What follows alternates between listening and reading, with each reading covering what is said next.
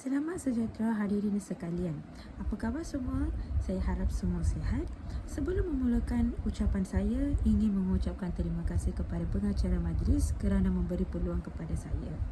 Hari ini, kita telah menghadapi suatu penyakit pada 2019 iaitu wabak COVID-19. Adakah anda tahu apakah itu COVID-19? Mari saya akan menjelaskan apakah itu COVID-19. COVID-19 adalah coronavirus. Adalah sejenis virus yang boleh menyebabkan jangkitan saluran pernafasan. Terdapat beberapa jenis coronavirus seperti Severe Acute Respiratory Syndrome Coronavirus akan dikatakan sebagai SARS iaitu SARS, dan Middle East Respiratory Syndrome Related Coronavirus iaitu kita akan bercakap sebagai MERS-CoV iaitu MER-CoV. Coronavirus terbaru yang ditemui di China adalah coronavirus 2019 iaitu COVID-19. Jangkitan coronavirus boleh menyebabkan spektrum gejala daripada sesama biasa kepada radang paru-paru, pneumonia yang teruk. Okey, sejarah coronavirus sebelum ini adakah pernah berlaku? Dan apakah pengalaman KKM menangani masalah ini? Coronavirus atau kita boleh sebutkan COVID-19 adalah virus corona yang baru dan KKM sentiasa berhubung dengan pihak antarabangsa termasuk Pertubuhan Kesihatan Sedunia iaitu WHO untuk mempelajari karakteristik dan behavior virus ini. KKM dan bahan-bahan kesihatan dunia semuanya tiada pengalaman menangani virus COVID-19 ini. Walau bagaimanapun, KKM mempunyai pengalaman menangani virus lain iaitu seperti H1N1 dan dalam kumpulan ini seperti SARS dan MERS-CoV. Dalam menangani kluster atau wabak jangkitan SARS dan MERS-CoV, pematuhan kepada prinsip kesihatan awam yang ketat serta pengawalan jangkitan telah membolehkan kluster atau wabak penyakit tersebut dihentikan. Pihak KKM juga yakin dengan mengamalkan prinsip yang sama kita akan berjaya menangani kluster jangkitan COVID-19 ini. Apakah cara penularan coronavirus? Mari kita tengok. Cara penularan coronavirus iaitu COVID-19 masih belum dikenal pasti. Walau bagaimanapun, jangkitan daripada manusia kepada manusia yang lain telah disahkan berlaku. KKM juga kini sedang mengawasi perkembangan jangkitan ini dan situasi sentiasa berubah dan akan mengemas kini maklumat penyakit ini dalam laman sesawang KKM dari semasa ke semasa.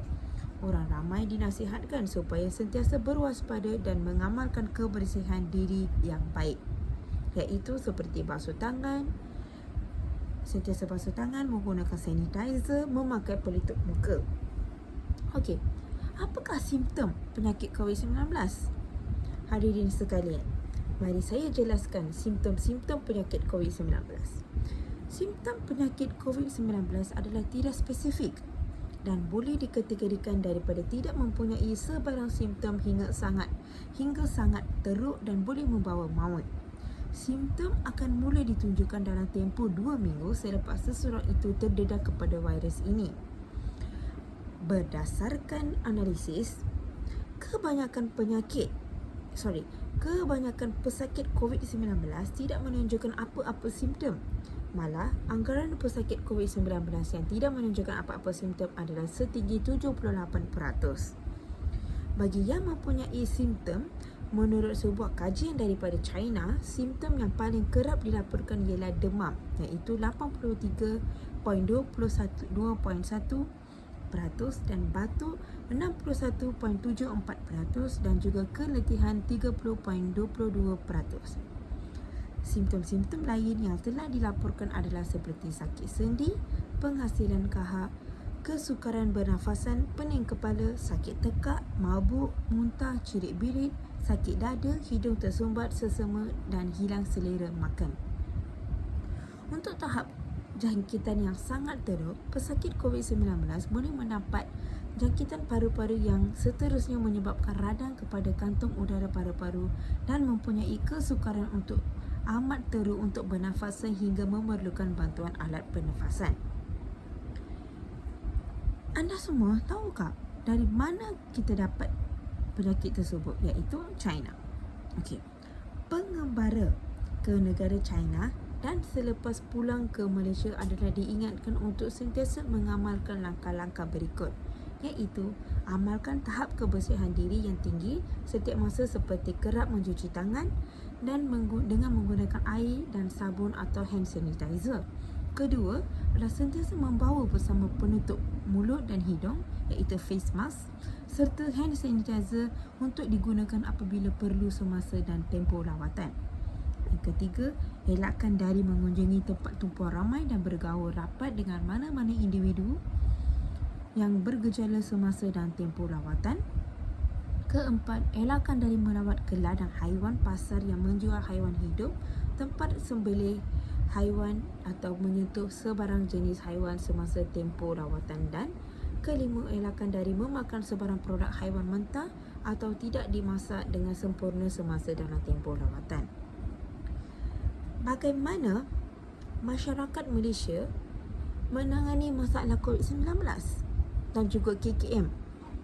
KKM telah memantau situasi wawak jangkitan COVID-19 ini secara harian melalui sumber-sumber yang sahih sejak 10 Januari 2020 di samping menjalankan aktiviti-aktiviti berikut, iaitu membuka bilik gerakan COVID-19, menyediakan dan mengeluarkan kenyataan akhbar memaklumkan kepada orang ramai mengenai situasi terkini wabak ini, membuat saringan gejala di pintu-pintu masuk antarabangsa Malaysia. Keempat, membuat saringan gejala di fasiliti kesihatan, membuat rujukan dan isolasi kes di hospital-hospital terpilih. Selain itu, menjalankan pemantauan kontak di rumah atau tempat-tempat pengasingan yang bermaktub dan dalam pemerintahan pemantauan dan pengasingan. Seterusnya, meningkatkan kapasiti isolasi di hospital.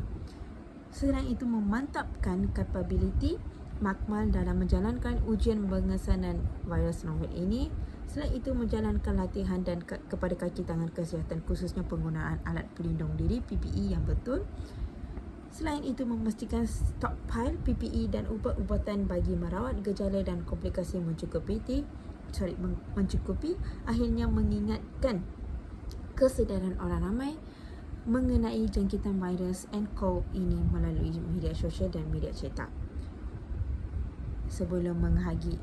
Dan juga masih banyak maklumat tentang COVID-19 dapat diketahui hasil daripada bacaan dari sumber yang sahih.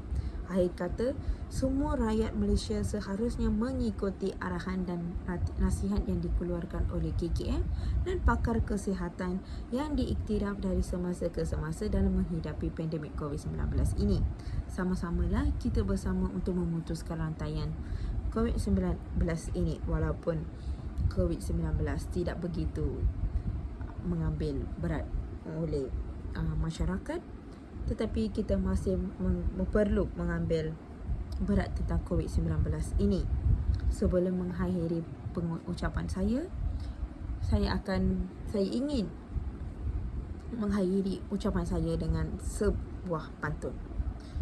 COVID-19 datang menyerang tanpa kelibat musuh melanda.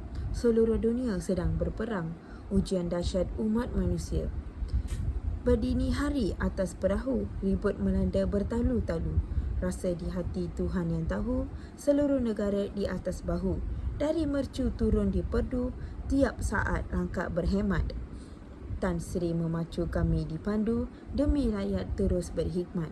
Di balik mendung serata bumi, ada cahaya, ada mentari. Doa di pohon daripada kami, moga Tan Sri teguh berdiri. Sekalian, terima kasih.